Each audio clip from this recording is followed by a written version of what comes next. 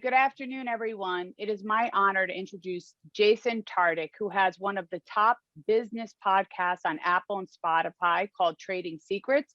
He's an investor and an entrepreneur. Jason, welcome today. It's so nice to have you. How are you?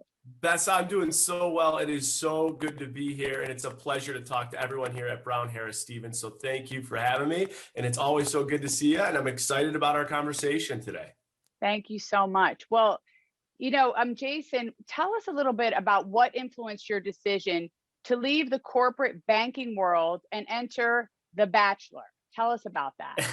It's a wild question, right? Because you look at on my resume, 10 years of corporate banking, an MBA, all these relocations, and you went on what? You went on The Bachelor, a reality television show. But I think there are some good takeaways from that story. And for me, Bess, the one big thing about that story is the same people who told me, no way, you should not be going on that show. What are you doing? You got it all set up, are the same people that tell me today, it's a darn good thing you went on that show. Wow, it changed your life. And I'll tell you, there was one story I remember with that too, is I was in a meeting, corporate banker, working with a company that does about $250 million in revenue. And my boss wanted to come along for the meeting, standard protocol. And so in this meeting, it was hour long. I was bored out of my mind. All I could wait for was lunch. I was so excited to go to lunch. I just want to get out of it. We get out of there, we go to lunch. And my boss said to me that day, looked me in the eyes, you killed it. In my head, I'm like, I was so bored. I just wanted the meeting to be done. And I got home that day and I thought about it. What I was doing was I literally became a speaking robot. All the things that I was asked to say, I was saying it the way I was supposed to say it, in the tone I was asked to say it, with the suit that I was asked to wear, with my pin that I was asked to put on every day. And I lost pretty much my identity is what I felt like. And so I was lost because I was now having my entire story, I felt like, written for me. When I was in these conversations and in these sales meetings, I wasn't doing anything that was differentiating me in any way, shape, or form. And through that, I kind of lost who I was. So for me, that was a big driver to go on the show, because my whole life I was checking the boxes for everyone else as opposed to writing my own story. And I think a takeaway for everyone at Brown Harris Stevens, when you think about your year this year, in some of these meetings, in some of these conversations, in your day-to-day tactics, are you deploying a strategy? Are you telling a story? Are you doing something that's so unique to yourself that when you look at who the author is of that story, the only author could be you?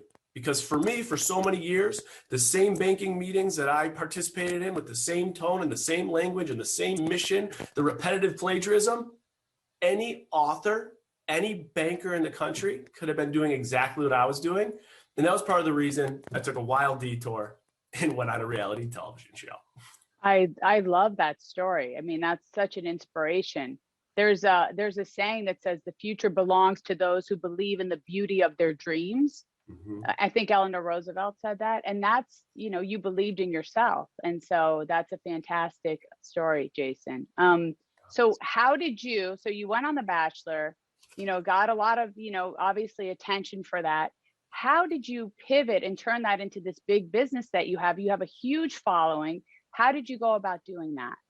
Yeah, so it's interesting that you just quoted Eleanor Roosevelt, because I think that quote is a perfect transition to this question, Bess, because I was kind of cornered in a room with the director of HR for the company I worked for and the president at the time. And they had saw some of the momentum I was picking up with social media and podcasting and everything else. And they simply said to me, you can't do both anymore. We don't want them bleeding into one another. You have to pick one or the other. But I said, guys, this is my business case here is I could post one photo on Instagram and make more than I'm making in a month with the bank. There's 168 hours a week. Why can't I do both? I said, listen, you have to do one of two things. You have to stay with the bank and get rid of the social media and podcasting, or you have to go with podcasting, social media, and just restart what you're doing. So either restart yourself at the bank or restart yourself with your businesses. And that's when it kind of all hit me. Because if you look at anybody that's achieved outlying success in any industry, I mean, you can name so many people. Just off the top of my head, I think of Tiger Woods. I just had the opportunity to interview Alex Rodriguez. I think about Alex Rodriguez. You think about Oprah. Think about anyone that's listening to this. Think about someone you look up to.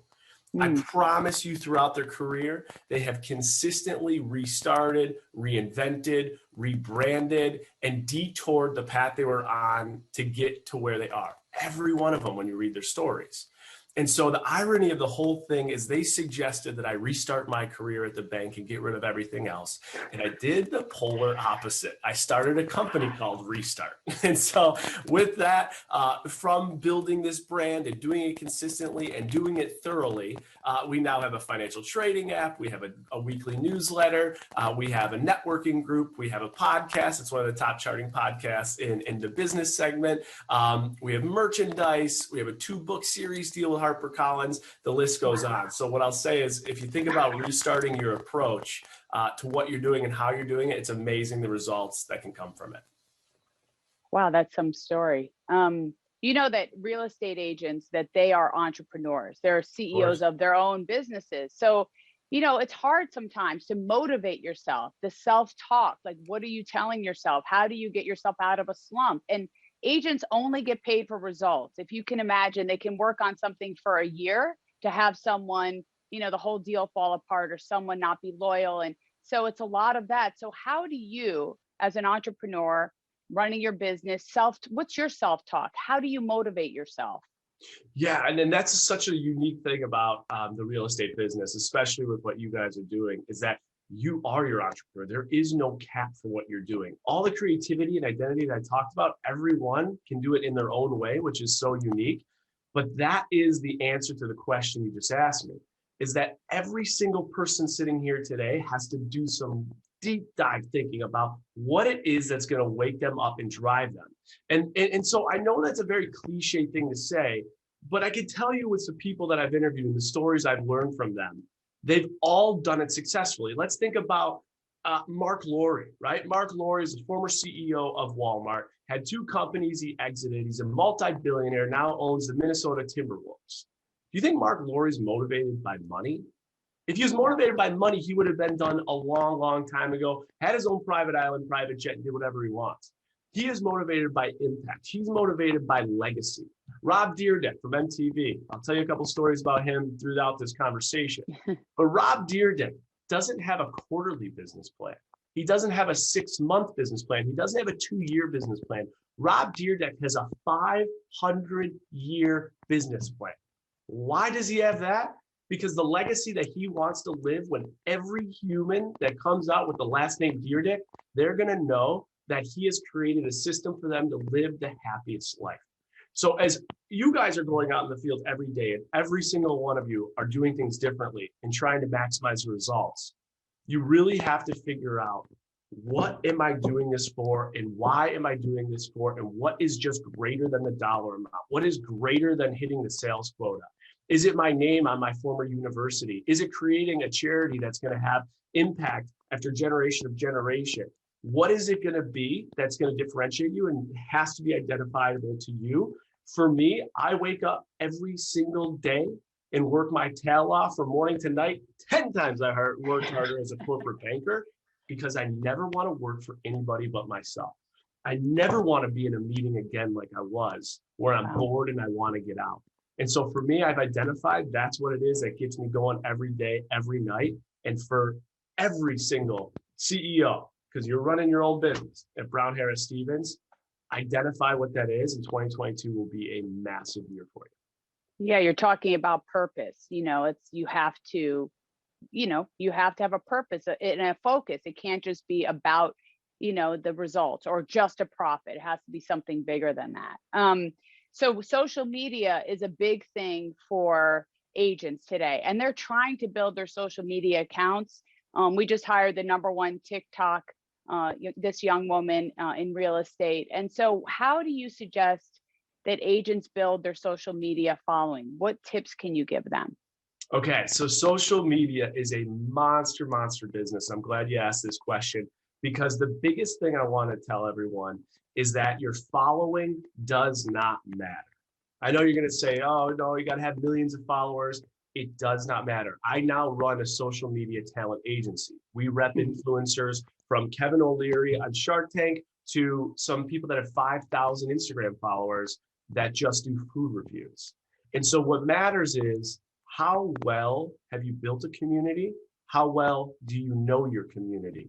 And so every day, people are getting paid massive amounts of money on social media to put out ads because they perform better than any billboard that you will drive by, any radio ad or podcast ad, any ad that you'll see in print media. And the reason is because you now have analytics and tools to really understand your audience. So the first thing that every single person here has to do is understand your audience. You then have to create really consistent content that's going to drive value, not to you.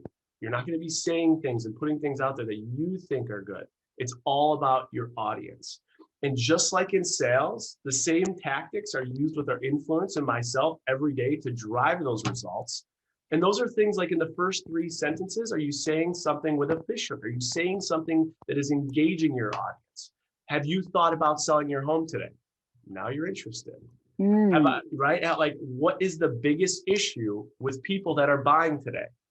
Now you have my interest. So you want to think about your content, your delivery, the time of it, the quality, and most importantly, the consistency of it. And there's reasons why these people are getting paid millions and millions and millions of dollars to post a picture or two in a month.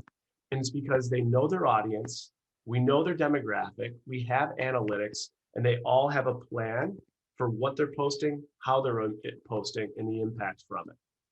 I love that, Jason. It's so simple, such like common sense, but I think people try to think of such big things and make it so universal versus particular. Like Target, like you just said, like I would be interested in like something that pertains to me. And so I think that's great advice for agents who are trying to build their social media following, right? So not easy though. It really is not an easy, especially because I don't know if you have some of this, any of the negative, feelings that come across in social media when you put yourself out there, as you know, because you're a public figure, you probably get some negativity here and there and some ridicule. And that's something that's also very hard, I think, when you're in the public eye. Yeah, I think one of the reasons that people are reluctant to post things on social media or build things on social media because they're so worried about what the response is going to be. And the thing is that is just going to be a barrier for you getting more information. Think about this. Every single time you can post something on social media, you're getting more information to do more productive things with it. I think about, if anyone's seen Molly's Game, the Molly who created the Under Game. Love it. Yeah. Oh, okay. I was like, have you seen her or not? So I think her story about poker is absolutely amazing. She at such a young age built one of the biggest underground games where A-list celebrities and multi-billionaires were playing. And one thing she talked about when we interviewed her was information, right? The more information she could gather by putting things out there, the quicker she could adjust her plan to make it more efficient. And that is the same exact thing with social media. Every time you put a post out there, every time you put a newsletter, a blog, a story out there, you're getting instant information that can make your delivery that much better. Now, what you have to do is ignore the trolls. There's constructive feedback, and there are people that are envious of your success. We get a lot of those people day in and day out. Completely get rid of them. But I'll tell you what, if someone is giving you feedback and it's triggering you or it's hitting a spot that's really creating emotion, there's a reason for that. And you have to go identify why that is and if it needs to be corrected. But ignore the noise and keep doing what you're doing. That's such good advice. People are afraid, I think, to be vulnerable sometimes, but the only way you can benefit is by putting yourself out there. You have done so many interviews with so many people. So I'm not going to ask you for a favorite, but I would love to know about one in particular that was really inspiring to you that you did. And it doesn't mean it's your favorite. I'm asking you for one that you really loved. Okay, so I'm going to give you one that I really love because I think it's very relatable to everyone that works for Brown Harris Stevens because it's humbling, okay? I want you guys to think about this. There is a dog out there, a dog that's a pug. And when that pug takes a breath, it sounds like it's literally snoring just by breathing. And that dog, by the press of a button, has more impact than every single one of us in this room combined. Now, that is the most ridiculous statement in the world. But I want to talk about creativity, because there was a dog owner who's a social media manager. She wasn't having the greatest success. And she took a simple thing like the love of her dog and made a monstrous business out of it by just creating engaging videos of her dog. And this dog is named Doug the Pug.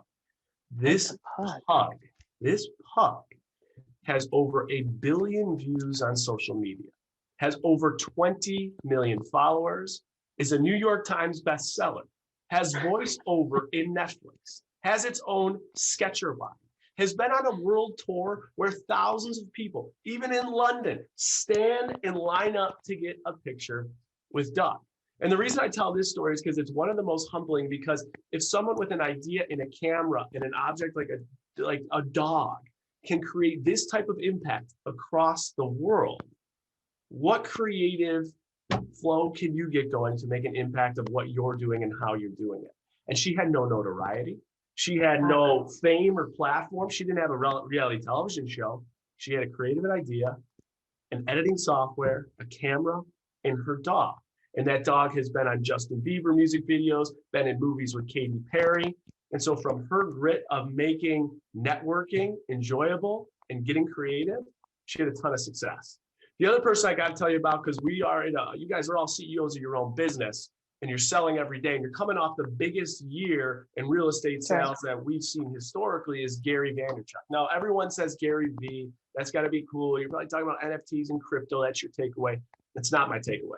Behaviorally, what my takeaway from Gary V is, no matter what he's saying, he says it with the utmost conviction, and he demonstrates his statements with credibility, not only based on what he thinks is going to happen on projections, but why historically you should believe in what he's saying. And there's not one moment in that interview that I was not so engaged with him, and he had me nodding my head in things I didn't even agree with. I was believing him. I was like, this is right. And when you speak with that conviction and you can put credibility based on projections and historical success, you can have anyone believing in how you're going to see the world. And he does that every day. And he is an electric dude. I like him so much too. I think he also believes in the currency of kindness. You know, he really believes strongly. That's part of his mantra. And you can he's just like a good human being who's trying to make the world a better place. I like him a lot. I have to check that one out, that interview. I want to hear that one. That one, if you need a cup of coffee, you don't need a cup of coffee because he wakes you up. He's fired up. So, but Jason, listen, you have a business background. You're a very smart guy. Talk to us. I know you don't have a crystal ball. Talk to us about how you see the market. We see inflation. That's what everybody's talking about. Rates going up, the volatility, potentially a war with Russia. We hope not. But how do you see the landscape this next year unfolding for real estate?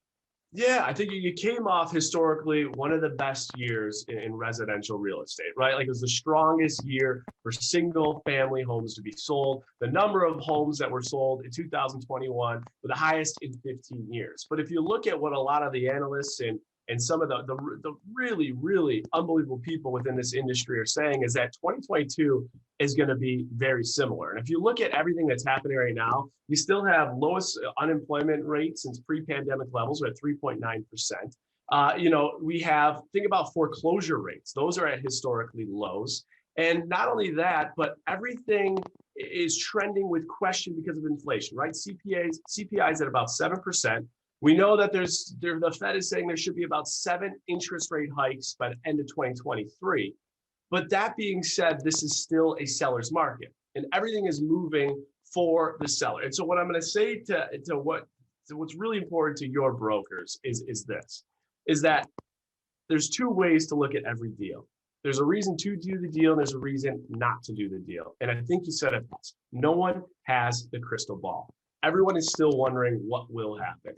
But how you're pitching and how you're selling to buyers and sellers strictly on what reasons they should be doing the deal versus what reasons they shouldn't be doing the deal is truly imperative. And the biggest concern I would say right now I would have if I'm running my own business in the residential real estate space is that it is so hot, it's so lucrative. 2021 was such a big year. There's going to be more competition in the market. People that weren't selling homes before are going to see where the money's at, and they're going to start coming in to sell homes. And I think that means that everyone has to get that much sharper, that much crisper, that much better with their story and what they're doing and how they're doing it. I just met with a real estate agent.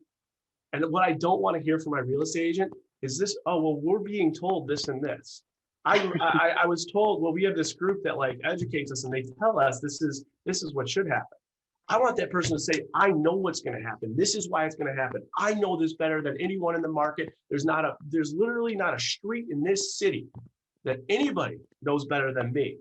And so that's the approach I'm looking for as I'm looking to buy. And I think that everyone needs to rethink their approach as competition's going to be coming in, because you guys are where the money is at. And this was a huge 2021. And I think 2022 will be the same. I hope you're right. I mean, agents have to always have information, like you said. They have to be fluent with wherever they're selling, because real estate is so local, but it's a relationship business. And building trust with your clients is paramount to everybody's success. So yes, everybody needs to stay on their toes. I couldn't agree more with that.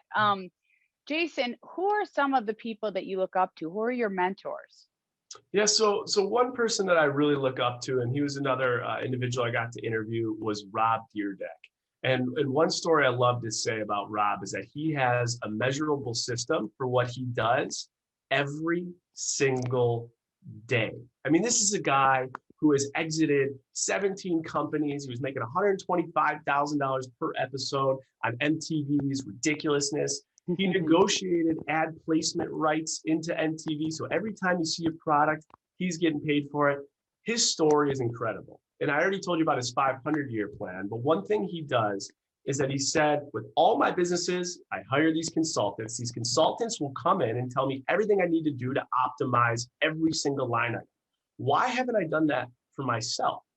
And so what Rob did is he built this system in which he can measure his performance, his happiness, his financial success. And so every single day, because I know one thing that's important in the world we live in for as fast as it's moving, is he talks about his work-life balance. And he talks about his connection with his family. And so he will send his itinerary for the day to his wife every day, hasn't missed a day. And he showed me this after we interviewed, so I could vouch for him, the entire Excel file. His wife has to give him to the 10th decimal, a number of how connected she feels with him. And there he goes into his day and he inputs it, 5.5, 6.6, 9.9. And he has all this information and he talks about, did he work out that day? Did he work that day? Did he drink that day? Did he film TV? He has all this information that allows him to build the most efficient version of himself. And so for what he does, at the success he does it, for him to still be so inner focused on making sure he's the best version of himself every day when he's already achieved what he's done, and that he puts a system in place so that he can measure it and adjust based on the information he has, it's truly, truly remarkable. And it's something that I'm looking to do every day as well, because it gives you more insight to be the best version of yourself. That takes a lot of time and energy to do that, but I can imagine that it pays off to do something like that. And a 500-year plan, Jason, to me is a little bit overwhelming. It's crazy. I mean, that's well, speaking of which, Jason, so I need to know about work-life balance, because you do so, I mean, when I think about all the things that you do, it like I get overwhelmed just thinking about it. How do you balance everything that you're doing? I think, first of all, like, really having a good team is very important. So I have a great team. And I think that whenever you're delegating something, really outlining exactly what you're looking for so that you can outsource stuff is so, so important. But the big thing, I think, is finding a passion in what you do and being able to take that passion and bring it to your personal life. People that treat work and personal life as separate silos usually have a tough time managing them as one.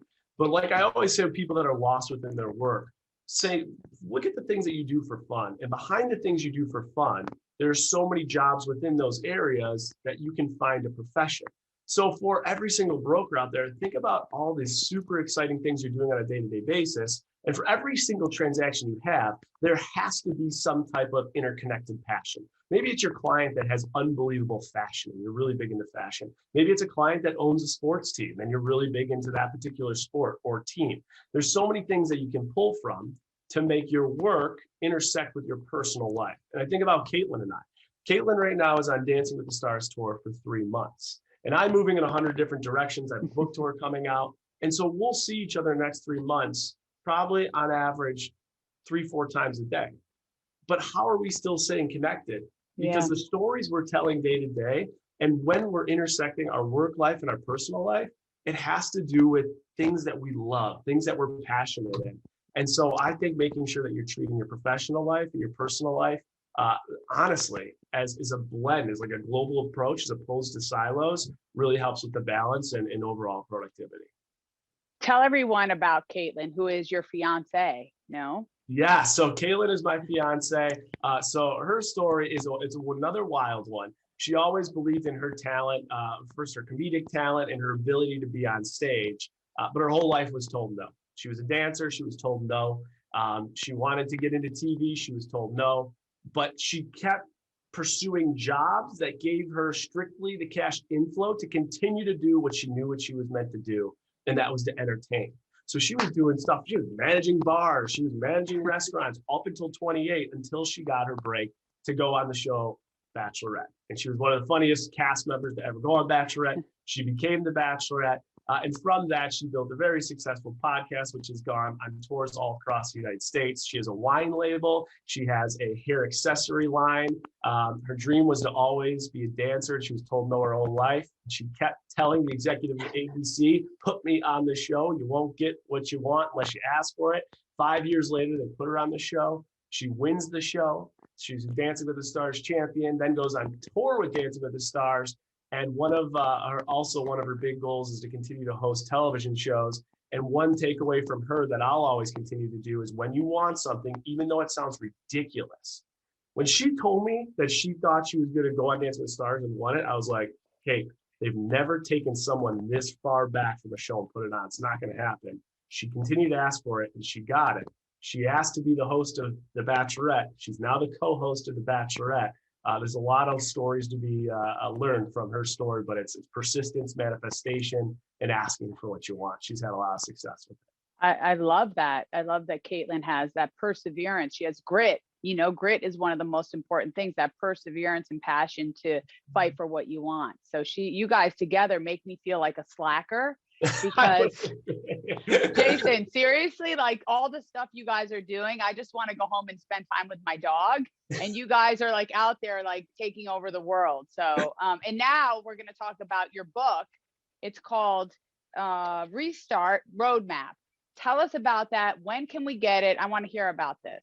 Yes, Bess, that is so nice for you to say, and I do want to pay you a compliment too. I was telling there's some people on my team that are very motivated by independent businesswomen that just crush it. And after our first meeting, I told them about you, and I swear they're looking into you. And I think the one thing about you, Bess, that is energetic and definitely engaging is your energy. You have a stern, powerful energy. You have a presence that literally delivers. And I think that everyone probably feels it on your team and in your company and at every meeting you go to. And so I think that's something that everyone needs to think about is like, what's your energy? What are you giving off when you are talking to people and you're meeting with them? So that is awesome. Thank you so much. Well, listen, I believe in vibration and energy, and how kindness, and all that stuff it means something. How you show up in life means something. And it's from every day when you're in the store or dealing with the CEO, you have to treat people the right way with respect. And you're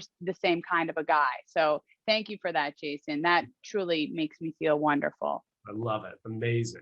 Well, and back to the question about the Restart Roadmap. So Restart Roadmap, subtitle, Rewire and Reset Your Career, is for anyone that is waking up or rethinking about what they're doing. If you're looking in the mirror and you're not happy with your performance, you're not satisfied with your personal life or your financial situation, it gives you an 8-step process that I've learned through my time on Main Street of Buffalo, New York, to my time in Wall Street with some of the biggest business executives, to my time in Hollywood. When you think about branding and networking and building what you're doing, if you are at all lost in your approach, you're at all lost in how you're engaging individuals, you're at all lost in accomplishing what you're trying to achieve, this book is for you. And I tell stories about things that I saw behind the scenes, stories that people can apply to their day-to-day life. One I'll never forget, Michael Strahan, Good Morning America. Sitting there watching Michael Strahan put his little notes together, but his notes had 3 words in them. 3 words. I couldn't figure out what he was doing until I then went live with Michael Strahan and realized in that segment, he didn't say much, but the 4 times he did speak, he was succinct, he was quick, Wow. his lines were less than 8 words, and he made a huge impact on that segment. And so every day when you're thinking about what you're saying and how you're saying it, are you doing that type of research? Are you doing that type of practice to make the impact that you can in 8 words like Michael Strahan was? And so the whole idea of this book is from Main Street to Hollywood, from Wall Street to our homes. There's an 8-step process that can put you in the best position to be the best version of yourself every day, professionally, personally, and financially. I love that. I can't wait to read your book. We're going to get a bunch of your books and share them, because it sounds like a great book for anyone who's just even thinking about what they're doing currently. And when is that out? When can we buy it, Jason? Yeah, so pre-sale will be mid-February, and then it'll be on the shelves of Barnes & Noble, Target, and the like on April 5th. I can't wait for that. Well, I don't want to take up any more of your day. You've been wonderful, so insightful, and inspiration for everybody. You've shown us that anything is possible. Possibilities are infinite. And, you raise the level of energy for everybody. I have loved talking to you. Thank you so much, Jason, for giving us your time today. Yeah, Bess, thank you so much for having me. It's a pleasure to speak to you and to the 2,500 plus people that every day are making an impact on Brown Harris Stevens. Congratulations. I heard about everyone's success in 2021. Truly remarkable, the numbers that you guys put out. Unbelievable, and all the well wishes going into 2022. It's going to be a big year. It is. Thank you so much, my friend. You take care of yourself. Take care, guys. Thank you for having me. Bye. Bye.